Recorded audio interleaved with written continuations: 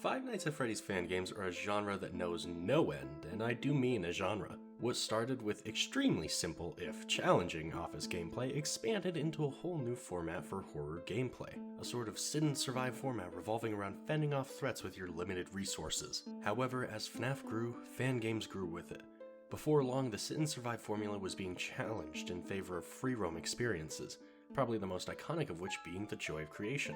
I'm certain you've seen gameplay of the joy of creation in the past, and while it's typically seen as the creme de la creme of FNaF free roam, it's far from the only free roam FNaF experience. Before the series took the dive into free roam itself with the release of Security Breach, numerous fan games made their attempt.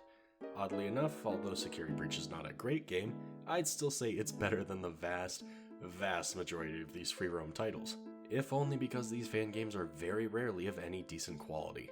But today I wanted to talk about a series that stuck out in particular to me. Not because it's of extremely high quality, quite the opposite, but because it's easily the wildest FNaF fan game I have ever played, and I mean that with my full chest. This is Five Nights at Freddy's back in the 80s. This is a series developed by Goldie Entertainment, probably best known for their Killer and Purple games, one of which I've actually reviewed myself. Killer and Purple 2 is a great game, and despite its many flaws, I found it to be incredibly entertaining the entire time. Back in the 80s, however, is one of the strangest fan game series maybe ever, and calling it entertaining the full way through is sort of a lie. For this video, I wanted to specifically cover the finale entry in the series, Park of Horror. This game is everything you could want out of a strange FNaF fan game.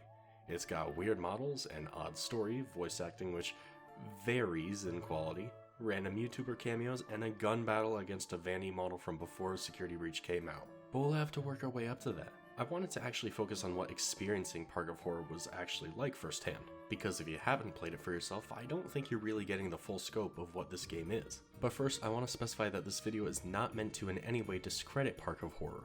What Goldie Entertainment has done here is far more than I probably ever will in regards to making a video game, and all I'm really doing is sitting here and playing it. If anything, this video is going to be an endorsement of this game, because despite its many flaws that we will get into, I do still think it's genuinely one of the most fun experiences I've ever had with a FNaF fan game. Enticing enough for you yet? I hope so, because we're getting started. Park of Horror was developed in an odd period of time for the FNaF fandom, before the release of Security Breach but after Help Wanted, during the time wherein we sort of knew what we were getting into but nobody had game-accurate models yet, and no one knew exactly what the story would be. We knew about Vanny, Glitchtrap, the Glamrocks, but even still there was plenty left in Security Breach we could only guess on. What I'm trying to say is that this game actually looks pretty okay up until you actually see some of these models that look nothing like the characters they are meant to represent. In my playthrough, Roxy was almost bald, and I never actually saw her until the gallery at the end of the game. But that's not to say that this game is full of unfamiliar sights. No, in fact it's going to look very familiar to a small handful of you out there. I'll just let that little bit of foreshadowing air out and we'll continue with the review. But where do I even begin talking about what this game is actually about? Well, the first thing would probably be to explain that Park of Horror is the third game in a series referred to as back in the 80s. I really wish it was back in the 90s because my script would be chock full of BoJack Horseman jokes and now they're just gonna rot. What a waste. Where was I?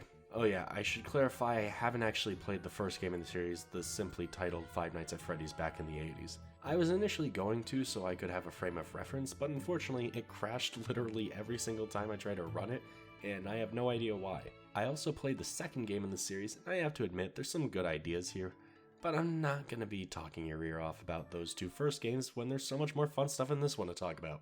Hey, just a heads up, all of my footage from my first playthrough was actually corrupted, so everything you're seeing here is actually from my second playthrough, and I figured I'd just point that out because in the script I referenced several things that happened during my first playthrough that either didn't happen in the second, or I couldn't recreate in the exact same way.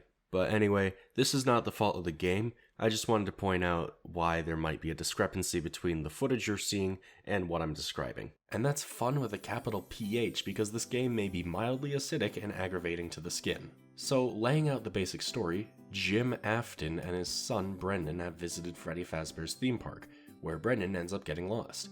You play as this kid and your job now is to collect 8 separate keys that will unlock the castle in the center of the park and meet back up with your dad. But getting these keys is going to be tricky. Your notepad will tell you where you need to go next and you begin a scavenger hunt across the theme park. Our first stop brings us to a pirate-themed boat ride where you very slowly get inside a boat and use FNaF 1 camera buttons to look left and right. Why? I don't know. As you float, you might notice a shadowy figure in the distance, really pulling it. As you float by, you'll see this is Vanny, and she's opening the doors to introduce you to our first major obstacle. The lights go out and the boat is taken through a thunderstorm until it is picked up by a much larger pirate ship, and a much larger pirate ship always has a much larger pirate captain. Somewhere on the ship there are 2 keys, you just need to avoid Giga Foxy. And that's not very difficult. See, this game has one major issue that I promise will come up again. The parts that should be difficult are not, and the parts that are difficult really shouldn't be. Foxy is so slow and loses interest pretty easily, so you should have no problem getting these 2 keys. Then just hop back into your boat and you'll be ready to see the next part of this game. As you return, you may notice there's been a few newcomers to the park. With every level you complete, new animatronics will spawn, starting with the classics and back into the 80s variants, but extending all the way up to Security Breach and even FNaF AR. Our next stop is Circus Baby's Pizza World, and this level consists of getting jumped the moment you walk through the door and sprinting for your fucking life. This part is only really difficult for one reason.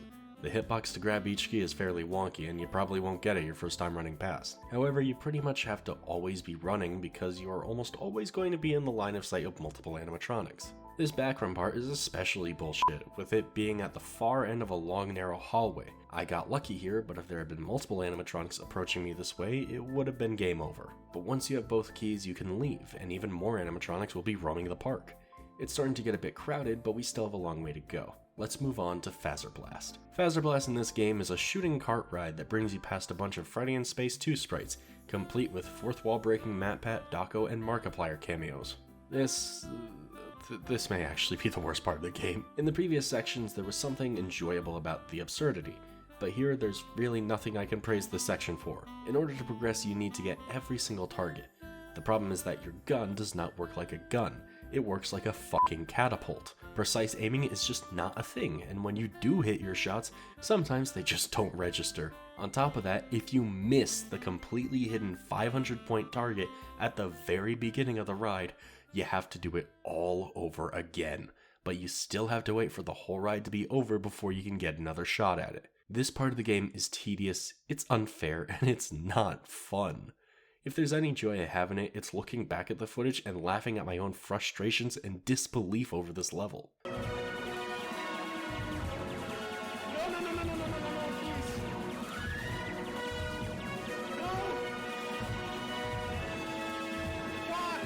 So if you do play this game, be warned, this level will probably take you several tries, way more than any other level in the game. But our final level before the castle is Fazbear Manor, where Freddy's voice guides you through, reading a script that sounds very familiar, more on that later. Your main goal now is to navigate a maze filled with nightmare animatronics and find 2 keys, then find the exit. This is where I realized something else wrong with the core design of the game. These animatronics are really bad at killing you. So long as you hug a wall and run past, they will never be able to kill you. My guess is that in order to kill you, they need to actually be touching your ridiculously small hitbox for at least a second. So if you just avoid standing still, you're pretty much invincible. Escaping the manor with both keys in hand, and you will realize that this game was designed to fuck with you. Absolutely everywhere is littered with animatronics now, and you have one goal remaining. Somewhere in the park, the last key is hidden. Once you find it, you can enter the castle, and oh my god, this is the actual highlight of the game. This is where it goes from goofy to downright insane. To start things off, we have a Vanny chase, which could have been cool had it not been more like a light jog with a furry. But don't worry, this chase isn't over. After stepping into this giant corridor, the wall behind us smashes apart and we see him. Giant Mecha Golden Freddy. This character is your last obstacle before the final boss. Yes, I said final boss. Similarly, you just have to run down a long hall. But I'd like to mention that when he was chasing me, I must have rounded a corner too tightly. Since his AI is programmed to always be tracking the player and trying to get to them the shortest possible way, rounding this corner too tightly ended up making him get stuck for a few seconds, which was pretty damn funny. But then we have one last story sequence. It's revealed that Vanny is actually Claire Redfield from the Resident Evil franchise, who also just so happens to be the main kid's mom. Good sneeze. Claire tells Dreadbear to bonk us, and it's lights out. Then we get an epic conclusion to the story of this game, with Vanny bringing Glitchtrap to life in the real world. It's at this moment that the legend himself, Jim Afton, arrives to save his son. But he's not alone. He brought his best bud, Mark Cawthon, to the party. I really wish I knew the story beforehand because these two are some of my new favorite fan characters. It's not really clear in this game how Jim is related to William Afton, but the characters seem to treat being an Afton like it's on the level of being a San. Now you play as Jim, and your job is to shoot your wife. Vanny is going to be coming at you, but your gun has infinite bullets so long as you unload the whole mag before you reload. This game of Ring Around the Rosie while you dump clip after clip into the woman you had a son with is an oddly long fight and the last real bit of gameplay in this package. Unfortunately, the GOAT Jim Afton does die in this story, as after shooting his wife a minimum of 100 times in front of his son, Vanny is still alive and stabs him in the back. Vanny then decides that this was pretty mean of her, so she joins in the mourning that Brendan and Mark Coffin are doing. The game formally ends with a funeral for Jim, apparently happening like 5 minutes later because Brendan hasn't changed out of his theme park clothes. So all in all, this game from beginning to end has a mountain of issues ahead of it. Some are big, some are relatively small, but if there's anything I want to emphasize right now after having gone through it from beginning to end, it's that I really enjoyed this game. You can tell that the developer behind this game put a lot of time, effort, and heart into it. It takes a lot to really dedicate yourself to a project like this, and admittedly there's some cool concepts at play. I actually really like the hub world slowly becoming more and more dangerous, as well as each level providing you with a different objective. But if you've been watching this gameplay footage and thought to yourself, hey, that looks familiar, then you're probably spot on. That's because, as revealed in the gallery, much of this map design was based on Disneyland Paris. I've never been to Paris Disneyland, but I have been to the Californian Disneyland as well as Disney World in Florida. I could tell pretty much immediately that this map was based on a real Disney location. And that's present basically everywhere. The Foxy ride is basically Pirates of the Caribbean. The building Fazer Blast is in is Space Mountain. The gameplay of it, though, is Buzz Lightyear. And Fazbear Manor is quite clearly the Haunted Mansion. This one was the most obvious and very distracting. Earlier, I mentioned that Freddy invites you in, and what I didn't mention is that he invites you by reciting the narrator script for the Haunted Mansion ride word for word, changing some things here or there to make it more FNaF themed. It was so surreal to be playing a FNaF fan game like this and realizing I'm reliving a core memory of my childhood. The Fazbear Manor even recreates the extending room from that same ride, only instead of flashing someone hanging themselves in front of everyone, it's instead a giant Freddy head. The funny thing is that the script reading doesn't even make a lot of sense in the context of what's actually happening in the level. It mentions the carriages that you ride in the actual Haunted Mansion ride, but it doesn't line up at all because you're just running through a maze.